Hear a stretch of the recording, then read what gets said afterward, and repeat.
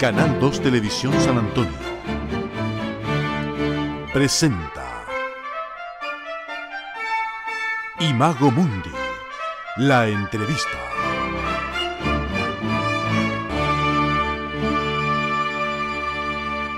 Estimados oyentes y seguidores de las crónicas del domingo de Imago Mundi de Canal 2 en Chilena FM y Canal 2 de San Antonio, sean una vez más bienvenidos como cada semana a nuestro espacio en que conversamos con científicas y científicos de la Facultad de Ciencias de la Universidad de Chile. Y por supuesto, en esta oportunidad es muy grato presentar al doctor Víctor Marín Briano, quien es profesor titular de esta facultad y con quien esta semana vamos a conversar específicamente sobre ecología de ecosistemas, sistemas socioecológicos y otras materias que están dentro de su campo de investigación. Profesor Marín, ¿qué tal? Sea usted bienvenido a nuestro programa. Muchas gracias. Gracias por la invitación. Es un placer para mí compartir con ustedes. Bien, profesor Marín, gracias por estar con nosotros. Bueno, primero que todo, siempre le pedimos a nuestros invitados e invitadas que se presenten, nos cuenten un poco de su actividad académica, científica y cómo se vinculan también ustedes con la Facultad de Ciencias de la Universidad de Chile. Tal como usted lo presentó, soy Víctor Marín Briano, soy profesor titular del Departamento de Ciencias Ecológicas de la Facultad de Ciencias de la Universidad de Chile. La universidad está organizada, digamos, desde grandes facultades, departamentos y laboratorios. En el caso nuestro, el laboratorio se conoce como Laboratorio de Modelación Ecológica porque utilizamos herramientas de la generación de modelos conceptuales, modelos numéricos, matemáticos, ¿cierto? Para ir analizando la problemática de los ecosistemas, especialmente de ecosistemas en la zona costera de Chile. Y entonces, gracias a la intervención de la profesora Luisa Delgado, quien es doctora en procesos sociales y políticos, pudimos incorporar la problemática sociológica al interior del análisis de lo que son los ecosistemas costeros en el país. Con esa mezcla de disciplinas, ecosistemas y ecología, sociología del ambiente humano, ¿cierto? Entonces, hemos presentado proyectos al FONDECIT, el Fondo Nacional de Ciencia y Tecnología, con el cual hemos desarrollado nuestras investigaciones. Bien, profesor, ahora cuando usted me habla de estos estudios, ¿no es cierto?, que ustedes desarrollan ampliamente en la zona costera de nuestro país, mediante la modelización ecológica, como usted muy bien definió, cuéntenos exactamente qué es lo que están investigando, cuál es lo que hoy día precisamente se está buscando en las costas de nuestro país. A ver, el día, ya no recuerdo si fue ayer o anteayer, me hacían una entrevista y en esa entrevista me preguntaban cuánto cuánto de la zona costera conoce el promedio chileno, digamos, el habitante de nuestro país. Entonces yo le decía y manifestaba la misma preocupación que le manifiesto a usted, que si yo me separo un par de kilómetros de la zona costera, la gente ya no se relaciona con el océano, ¿cierto? Y se viene a relacionar, como decía yo, en Semana Santa cuando tengo que consumir marisco y pescado. Eh, entonces, nuestra preocupación empezó a ser, ok, tenemos un océano con recursos, pero ¿cuánto nos estamos preocupando nosotros de interactuar?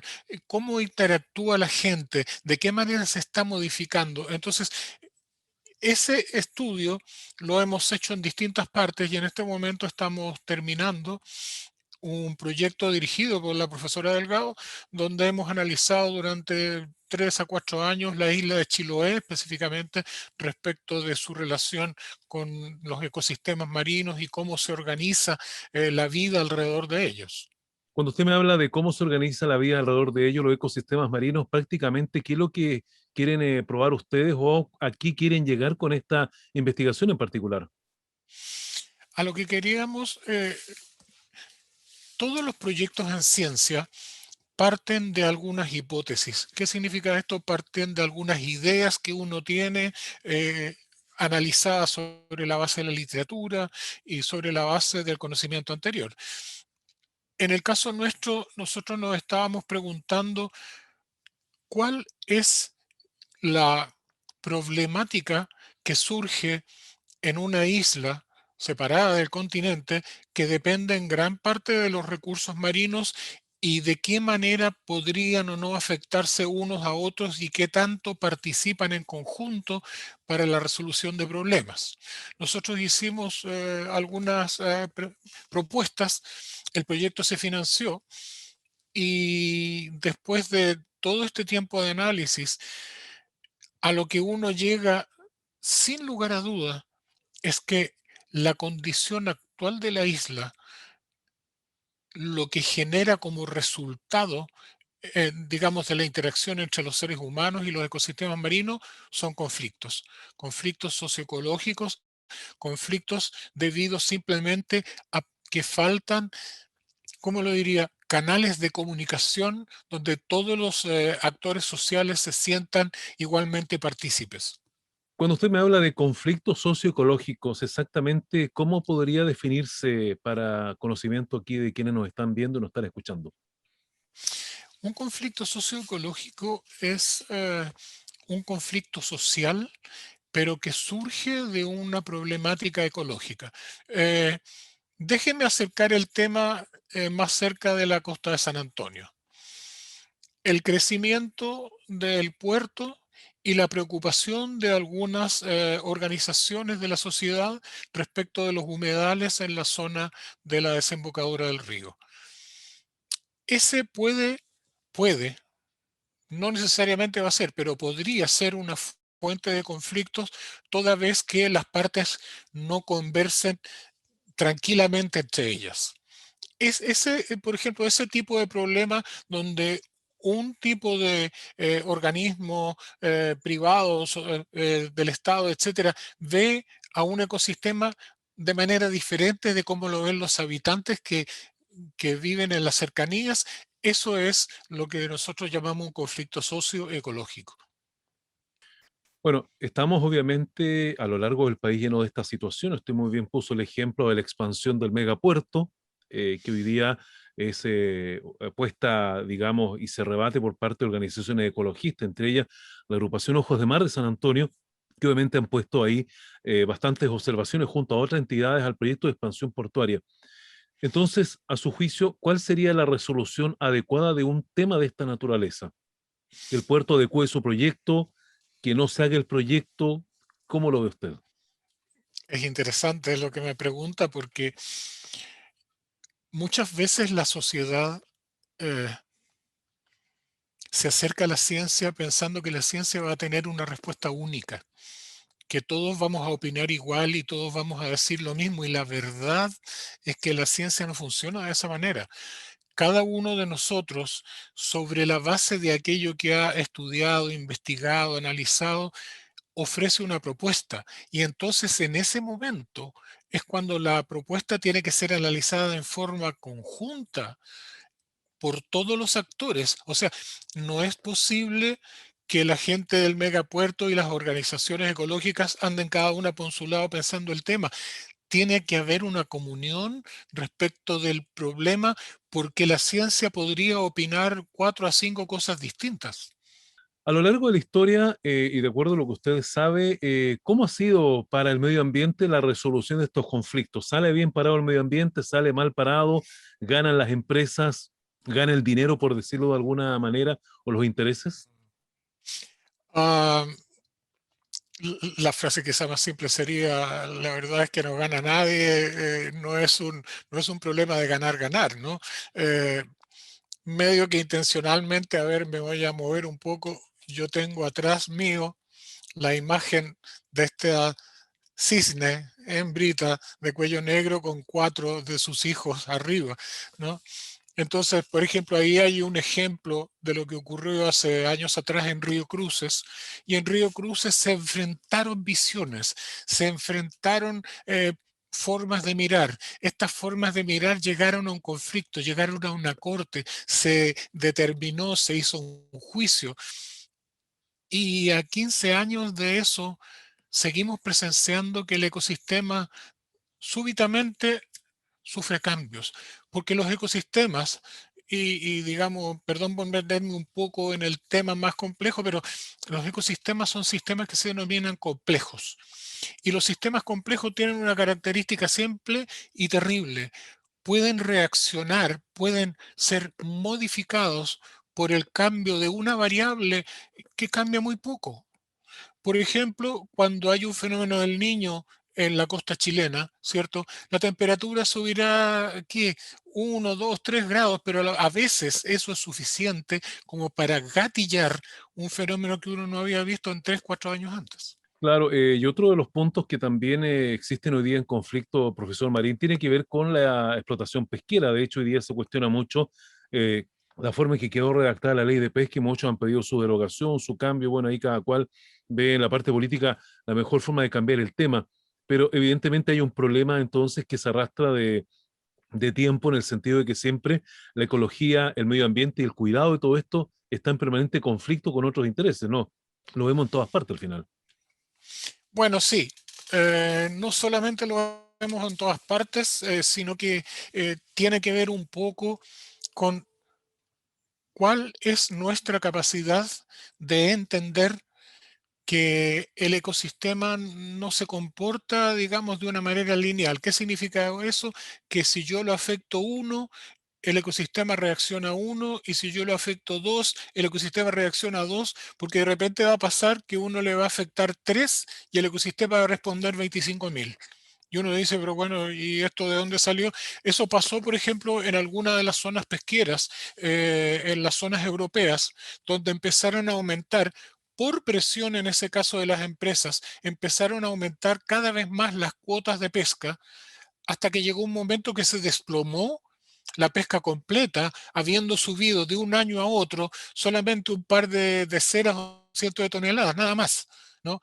Y al caer esa pesquería, se demoró fácil entre 10 a 15 años en volver a recuperarse, y nunca se recuperó a los niveles que tenía antes. Profesor Marín, cuando se interviene un ecosistema o un área, ¿no es cierto?, con especies foráneas, me refiero al tema de los cultivos de salmones en el sur del país, ¿qué Ujú. efectos? Ya sabemos los efectos que produce, pero los efectos son bastante nocivos, son irreparables. Esa es una excelente pregunta, y esa pregunta la ecología la ha respondido en algunos casos, la ha respondido con un concepto que, dicho de una manera relativamente simple, se le conoce como cambio de estado. ¿Qué significa cambio de estado para un ecosistema? Significa que en su condición, comillas, natural, tiene la abundancia de la especie uno, 2 y 3, como aquellas más importantes, se han mantenido más o menos en el tiempo, no han cambiado mucho, varían un poco, pero siguen manteniéndose así. Y súbitamente, cuando yo le agrego un efecto, por ejemplo, la salmonicultura, lo que podría ocurrir es que la salmonicultura genera que algunas de estas especies ya no sea tan importante, y ese pequeño cambio gatilla un cambio que lleva al ecosistema a estar en un estado diferente. Ese es el potencial problema que tenemos con la salmonicultura en la zona sur de Chile. ¿Qué significa eso? Podríamos o ya estarlo viviendo en algunas zonas, o que puede pasar en cualquier momento que el sistema se modifique brutalmente por la llegada, comillas, de esta especie, como usted la llama, invasora. Exactamente. ¿Qué le parece en este aspecto la medida que tomó el gobierno de Argentina de prohibir en Ushuaia precisamente el cultivo de salmones mediante este sistema, por lo menos en el lado de Argentina? Bueno, es interesante que es lo que me pregunta también, porque la gente de Argentina se comunicó conmigo hace años atrás y conversamos, dialogamos sobre este problema. Y en este sentido, lo que sí le puedo decir es que la decisión que Argentina tomó hace poco tiempo, la venían analizando hace mucho tiempo atrás. la venían analizando, venían preguntándose qué datos son los que debemos tener para poder manejar esto, cuáles son las áreas que son potencialmente más vulnerables. O sea, Argentina no llegó y tomó esta decisión de la noche a la mañana. Argentina se la tomó con calma, pensó, pidió datos, pidió opiniones y recién después de eso tomó la decisión. Que a mí, considerando la información que había en ese momento que yo conocí, me parece una buena decisión. Profesor Marín, ¿y usted tiene antecedente de que en Chile se esté analizando algo parecido? No que yo sepa, no que yo sepa. Y entramos ahora en el problema aún más complejo, ¿cierto?, que tenemos hoy en día con la pandemia, porque uno dice, bueno, a lo mejor en una condición, comillas, normal o anterior, si se le quiere llamar, si nunca volvemos 100% a la condición anterior, uno podría haber dicho, bueno, claro, eh, podríamos pensarnos esto que ya no tuviéramos más salmoneras en el sur, pero la pregunta es, bajo la condición de estrés de la población humana en Chile, ¿es eso posible siquiera? Eh, la verdad es que no me he formado una opinión como para llegar y decir tácitamente, pero creo que es una pregunta absolutamente compleja que requiere un poco de tranquilidad para responder. Bueno, sin duda que usted mencionó ahí el tema de la pandemia. La pandemia hoy día ha cambiado prácticamente todo, todo lo que hacemos, cómo nos comportamos, cómo nos relacionamos con las personas. Yo quiero saber si la pandemia también ha modificado lo que usted ha venido estudiando en términos ecológicos dentro de la costa. ¿Se ha notado cambios? ¿Se ha tenido usted que modificar por su cuenta estos estudios debido a la pandemia precisamente? Sí, digámoslo así, en la forma en la que nosotros realizamos este proyecto, que es el último proyecto en este momento, tuvimos la fortuna, por decirlo de alguna manera, que toda la información que necesitábamos recopilar fue recopilada durante a más tarde el 2019, entonces estábamos casi entrando. Pero, por ejemplo, en un proyecto que estamos formulando ahora, un nuevo proyecto para la eh, Fundación de Ciencia, Fondesit, etcétera, hemos tenido que hacernos la pregunta, las sociedades locales que dependen de los recursos marinos, ¿van a poder seguir subsistiendo de estos recursos? ¿Van a tener las mismas libertades que tenían antes para moverse? Y esa es una pregunta que no nos habríamos hecho en ausencia de pandemia. ¿Qué me dice usted respecto ahora de el cambio climático que también se le responsabiliza de muchas de las cosas que están pasando en nuestro planeta y en nuestro país, evidentemente? Cambio climático que muchos proponen que también es impulsado por la actividad humana. ¿Está de verdad ocasionando problemas o usted cree que hay otras causas para todo lo que está pasando con nuestro medio ambiente en la costa también? Para responderlo de la manera más simple posible, lo primero que yo tendría que decir es que el cambio climático puede ser un factor que va sumándose a otros procesos que están ocurriendo en primer lugar. En segundo lugar, el problema que nosotros estamos teniendo en el planeta es nuevamente, como le decía en una parte anterior de la entrevista, este problema de los sistemas complejos. ¿Qué significa eso? Hace años atrás me tocó participar en una conferencia sobre este tema en Europa. Y en Europa los expertos en meteorología decían, si no se trata del problema de que si sube 1 grado la temperatura de la atmósfera o sube 0,5, el problema es que hay ciertos límites donde si pasamos esos límites los cambios pueden ser más o menos brutales. Y ellos apuntaban a dos límites. El aumento en 2 grados promedio de toda la atmósfera, eso sería un problema más o menos serio, y si llegásemos a los 3 o 4 es absolutamente serio. Entonces, digámoslo así, y yo le decía a alguien en otro lugar, si uno sale a la calle y en la calle hacen 18 grados y después al día siguiente sale y hacen 19 grados o hacen 20 grados, prácticamente no se siente diferencia, uno no siente diferencia en el cuerpo, pero la atmósfera, el planeta, la ecología del planeta son sistemas tan complejos que a veces el mover un poquitito una variable genera un cambio más o menos brutal. A eso es a lo que estamos expuestos con el cambio climático. Claro, o sea, hablamos de un planeta y un ambiente mucho más sensible que el ser humano para percibir los cambios que usted Ah, señala y para afectarlos, y para claro. afectarlos, claro. Bueno, un poco quizás englobando a nivel país lo que está ocurriendo, ¿cuáles son las principales amenazas entonces que hoy día enfrenta la costa chilena, ya hablándolo en forma general? Mm.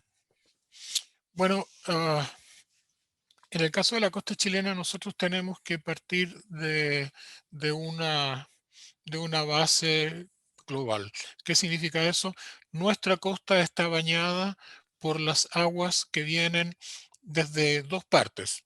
Desde el sur vienen desde la Antártica, pasan por la zona de los canales y siguen hacia el norte, se hunden, ¿cierto? Y desde el norte vienen desde el Ecuador. Entonces, ¿cuáles son los potenciales cambios que nosotros podríamos sufrir? Que las aguas ecuatoriales aumentaran su temperatura, por una parte, y que las aguas antárticas empezaran a disminuir sus concentraciones de sal porque se podría derretir demasiado hielo en la Antártica y eso podría modificar la estructura física de la corriente de Humboldt. ¿Cuánto podría cambiarla? Hay excelentes colegas míos que lo están haciendo en la Universidad de Concepción y no me atrevería a dar un resultado preciso, pero la pregunta que se están haciendo en este momento son esas, vale decir, ¿cuánto puede cambiar la estructura de nuestra corriente si nosotros nos vemos amenazados por pulsos de agua cada vez con menos sal desde la Antártica y aguas con mayor temperatura desde el Ecuador?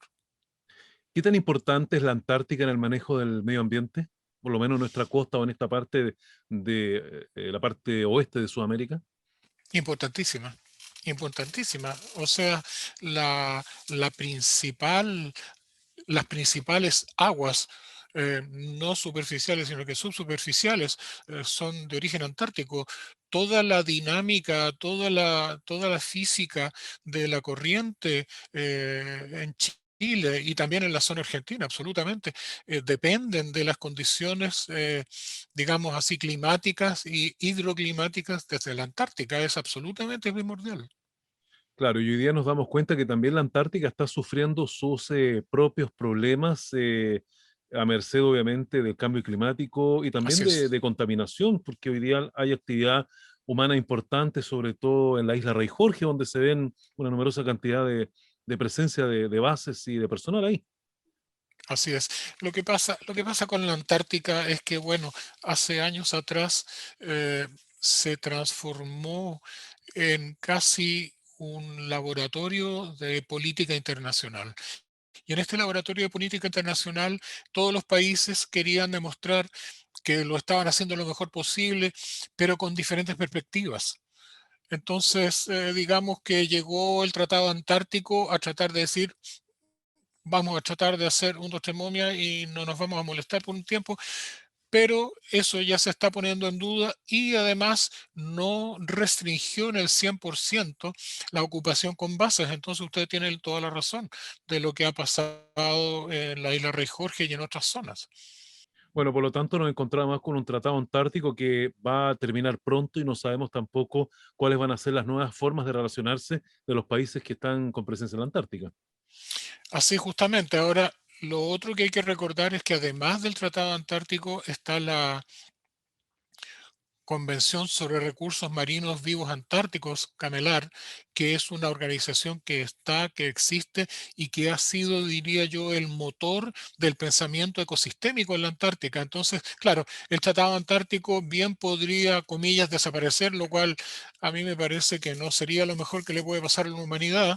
Lo mejor que le podría pasar sería un precioso gesto de las naciones antárticas de reforzarlo, pero todavía tenemos la posibilidad de poder acudir, al menos en lo que tiene que ver con el ecosistema, a esta organización. Bueno, hasta ahora estamos conversando con el doctor Víctor Marín Briano, profesor titular de la Facultad de Ciencias de la Universidad de Chile, hablando precisamente de nuestro borde costero, hablando de los sistemas socioecológicos, que son las materias que él estudia en particular. Y algo que dijo él al principio de la entrevista, es algo que nos hace mucho sentido a nosotros, que a 2 kilómetros del borde costero ya nos olvidamos que estamos en la presencia del mar, se nos olvida que somos un país costero y por lo tanto a mí me gustaría consultar, doctor, ¿qué se hace? ¿Cómo se inculca? ¿Cómo se le da un valor de conocimientos de patrimonio probablemente a la gente que nos escucha para que sepan que hay un océano que está muy cerca nuestro y que además es parte de nuestra forma de vida.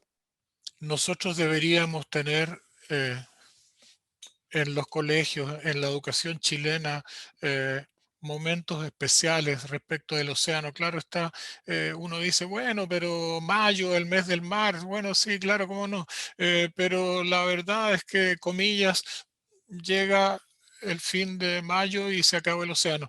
Entonces, yo diría, tenemos que reforzar nuestra educación a todo nivel, de tal manera de hacernos conscientes que somos un país costero y que ya sea que yo viva en la precordillera o viva en la mitad del territorio, siempre voy a estar influido e influenciado de alguna manera por lo que es el océano y uno debiese ser conocedor de ello. Sí, yo me recuerdo por lo menos, y no hace mucho tiempo atrás, década de los 90, cuando todavía venían estudiantes por primera vez a conocer el mar, estudiantes de colegios de la zona interior y no lo habían visto nunca en su vida. Entonces llama mucho la atención que en un país costero como Chile hubiesen comunidades al interior del país que no conocían el mar y se admiraban con eso. Así es, así es. Y lo más sorprendente del caso es que cuando estas comunidades eran puestas en la zona costera, eh, era un sentimiento de maravillarse con esta naturaleza, ¿no? La zona costera todavía nos puede maravillar y yo creo que le haríamos un gran favor a esa misma zona costera si nosotros pudiésemos impulsar un poco más su conocimiento a todo nivel y a toda distancia del mismo. ¿Qué tan importantes son en la zona costera? Y le nombro el caso San Antonio, donde nos encontramos ubicados, donde hay una importante presencia de humedales que están muy cerca del mar. ¿Cómo se complementan los humedales con el borde costero relacionado con el mar? Bueno, en mis clases de ecología de ecosistemas, una de las cosas que yo hago con los estudiantes es que busquen información sobre los humedales y cuando uno la busca y llega a entender que son de los ecosistemas más productivos de todo el planeta, entonces uno dice, a ver, espérate un ratito, o sea que el, la captación, por ejemplo, de CO2, el efecto que eso puede tener en el cambio climático, ¿los humedales juegan un rol mucho más importante que otro ecosistema? La respuesta es sí, claro que sí. Además, juegan un rol vital en lo que son especies, por ejemplo, de aves que vienen desde el hemisferio norte. Vienen del hemisferio norte a comillas pasar un tiempo aquí en el hemisferio sur, en el verano, qué sé yo, primavera, y después retornan al hemisferio norte, vale decir, son zonas de una riqueza biológica impresionante. Por lo tanto, sí, son muy especiales, son muy productivos, deberían jugar un rol vital en lo que es el cambio climático y respecto de su biodiversidad son importantísimos. Bueno, hoy día sabemos que el mar se ve sometido también a nivel mundial prácticamente a una importante presión de contaminación, ya que la mayor parte de los desechos que produce la actividad humana van a dar precisamente al mar. ¿Qué dicen las teorías socioecológicas respecto del futuro en este mismo escenario si seguimos manteniendo este tipo de descarga en el mar? Déjeme plantearlo sobre la base de una experiencia que tuvimos con mi colega Luisa Delgado hace tiempo atrás. Hace tiempo atrás nos contactó el gobierno de México y entonces en el gobierno de México nos dijo, nos gustaría que ustedes dos vinieran para analizar el caso de las salinas que hay en la zona del Golfo. Entonces las salinas son unas zonas en las cuales el agua marina entra, cierran unas compuertas, se genera la sal que usted y yo a lo mejor estamos usando en la cocina. Entonces, la siguiente pregunta era, bueno, ¿y qué hacen con el desecho, digamos, no? Porque resulta que uno come una concentración de sodio más, etcétera, pero no come el total de las sales del mar porque hay algunas que no podríamos consumir. Ah, dijeron los de la compañía, en ese caso, simplemente las tiramos de vuelta. Entonces, claro, un bioquímico en ese momento levantó la mano en la reunión y dijo, pero están aumentando la concentración de esta sal en cientos de miles en relación a eso. y las especies que viven en esa zona simplemente no están acostumbradas a esos valores. Entonces, ahí es donde yo digo, el problema no está, digámoslo así, una mancha de petróleo que cae en el océano va a afectar la diversidad, va a afectar especialmente a las aves, y entonces eso lentamente después va a desaparecer. Pero da la impresión que una vez que uno ve que la mancha desapareció, ya desapareció el problema. No es así. Los contaminantes quedan, se van al fondo, afectan a las comunidades de fondo y, oh, sorpresa, resulta que nosotros después nos comemos esos organismos que están en las mismas comunidades de fondo, que tienen los mismos tóxicos que nosotros estamos echando. No tiene mucho sentido, ¿no? Sí, claro, y es lo que pasa con el plástico, el microplástico, que incluso ahora ya se determinó que llegó hasta la Antártica y está afectando a esas Así es, especies también.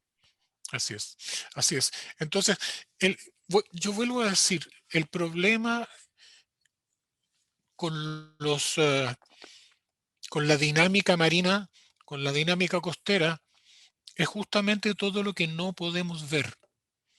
Hay organismos del plancton que miden menos de 1 milímetro, de los cuales depende toda la cadena trófica, que nunca jamás vamos a ver, y los vemos simplemente cuando se generan estos bruscos y enormes bloom de mareas rojas, ¿cierto? Y ahí recién nos damos cuenta que hay toda una vida, pero toda esta vida microscópica es la que nos afecta, y en tanto no seamos conscientes y no la veamos, vamos a seguir cometiendo errores, lamentablemente. ¿Qué opina usted de las zonas de manejo que existen en varias partes del país, algunas son administradas por sindicatos de pescadores, otras por organismos científicos y también por algunas entidades? Es una muy buena idea. Es absolutamente una muy buena idea. El manejo, el nombre recibe manejo participativo de zonas costeras, es una de las solicitudes que se ha hecho a nivel mundial para que esto siga funcionando. Nosotros hemos intentado discutir el tema en algunos artículos y, digámoslo así, creo que de las iniciativas que deberían seguir funcionando, esa es lejos la más importante, siempre y cuando los actores sociales locales tengan derecho, comillas, voz y voto, para poder ir entendiendo y complementar los conocimientos de todos. Así es. Profesor Marín, ya estamos en el tiempo de la entrevista, pero no quiero dejar de preguntarle si usted quiere tratar ahora un tema que yo no le haya consultado y que usted considere importante mencionarlo. Bueno, digámoslo así, la ciencia, mucho antes de la pandemia, pero con mayor razón aún ahora, está viviendo un periodo en el cual ya no podemos seguir pensando en términos de una sola disciplina. El coronavirus, la pandemia no se va a terminar porque un biólogo, un bioquímico diga algo, sino que tiene que ser un biólogo, un bioquímico, un médico social, un político, un abogado. Necesitamos la comunión de los distintos tipos de ciencia. Recibe un nombre interesante, es transdisciplina, vale decir, ir más allá de mi disciplina. Eso es lo que necesitamos hoy. Necesitamos generaciones de gente joven que pueda ir pensando en estos términos de tal manera que cuando lleguen a hacer su seminario de título, su tesis, puedan abrir los campos de una manera más transdisciplinaria. ¿Alguna forma de poder acceder a los estudios que usted realiza, doctor Marín? ¿Alguna página web que nos pueda recomendar para quienes están viendo o escuchando y se quieran interiorizar más? Bueno, una página que podría ser interesante es ciencias.uchile.cl, que es la página web de la Facultad de Ciencias. La Facultad de Ciencias tiene el mérito de que tiene entonces a todos los departamentos, cada uno con un sitio web, y ahí pueden llegar hasta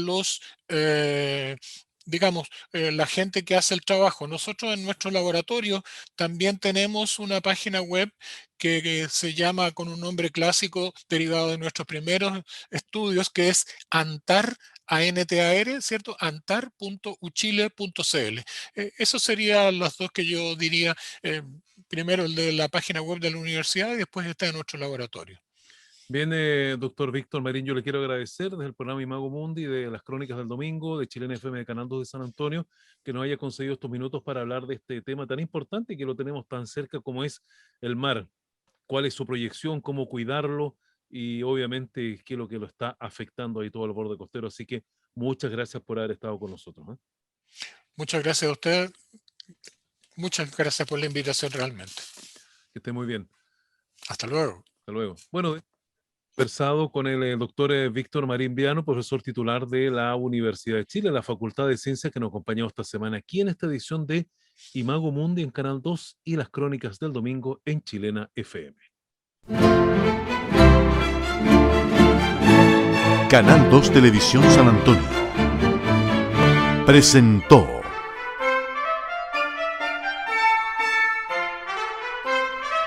Imago Mundi, la entrevista.